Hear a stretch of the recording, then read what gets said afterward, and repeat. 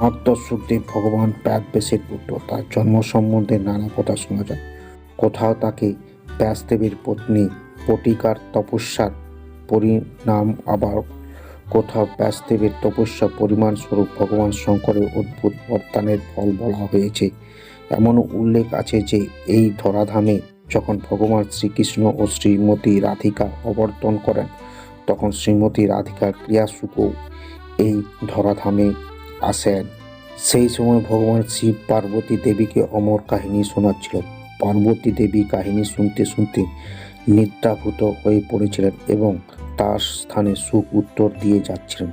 ভগবান শিব যখন এই কথা জানতে পারলেন, তখন তিনি সুখকে মারবার জন্য তার পাশ্চাত্য বন করলেন। সুখ পালিয়ে ব্যাসদেবের আশ্রমে এলেন এবং সূক্ষ্মরূপে তার পত্নীর মুখগর্ভে প্রবেশ করলেন। ভগবান শঙ্কর ফিরে গেলেন। এইভাবে সুখ ব্যাসদেবের অজনিজ পুত্ররূপে পরিচিত হলেন। গর্ভে থাকাকালীন সুখদেবের বেদ, উপনিবেশ ও দর্শন, পুরাণ ইত্যাদি সম্যক জ্ঞান হয়েছিল। এমনও বলা হয় যে উনি 12 বছর ধরে গর্ভে থেকে ভূমিষ্ঠ হতে অনিচ্ছুক ছিলেন। ভগবান শ্রীকৃষ্ণ যখন তাকে আশ্বাস দেন যে বাইরে এলে তার উপর মায়া প্রভাব পড়বে না, তখন তিনি গর্ভ থেকে বাইরে আসেন। জন্মগ্রহণ করেই উনি ভগবান শ্রীকৃষ্ণ ও নিজের পিতামাতা প্রণাম করে তপস্যার জন্য বনের পথে ধরেন। ব্যাসদেব তার পিছনে পিছনে হা পুত্র বলে ডাকতে থাকেন, কিন্তু সুখদেব তাতে কর্ণপাত করেন না। শ্রী সুখদেব জীবন বৈরাগ্য অনুপমী উদাহরণ।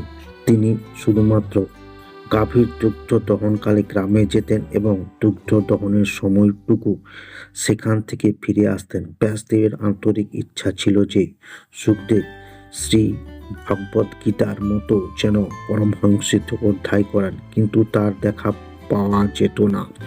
শ্রী ব্যাসদেব শ্রীমদ্ ভগবদ গীতার শ্রীকৃষ্ণ লীলার একটি শ্লোক রচনা করে তার অর্থ ভাগ নিজের শিষ্যদেরকে শিখিয়েছিলেন। তারা সেটি গাইতে গাইতে জঙ্গলের সমাধি আরোহণে যেতেন। একদিন সুখদেব সেই শ্লোকটি শুনলেন। শ্রীকৃষ্ণলীলার অদ্ভুত আকৃষ্ট হয়ে সুখদেব তার পিতা শ্রী ব্যাসদেবের কাছে ফিরে এলেন। তারপর তিনি শ্রীমান ভগবত পুরাণের 18,000 শ্লোক বিধিমতো অধ্যয়ন করলেন। এই পরমহংসিতা তিনি মহারাজ পরীক্ষিতকে শুনিয়েছিলেন, যার দিব্য প্রভাব পরীক্ষিত মৃত্যুকে জয় করেছিলেন এবং ভগবানের মঙ্গলময় ধামের প্রকৃতি অধিকারী হয়েছিলেন। শ্রী ব্যাসদেবের আদেশে সুখদেব পরম তত্ত্বজ্ঞানী মহারাজ জনকের কাছে গিয়ে তার কঠোর পরীক্ষায় উত্তীর্ণ হয়ে তার থেকে ব্রহ্মজ্ঞান লাভ করেন। মহাত্মা সুখদেব আজও অমর। উনি সময়ে সময়ে অধিকারী ব্যক্তিদের দর্শন দিয়ে দিব্য উপদেশ প্রদান করেন, তাদের কৃতার্থ করে থাকেন।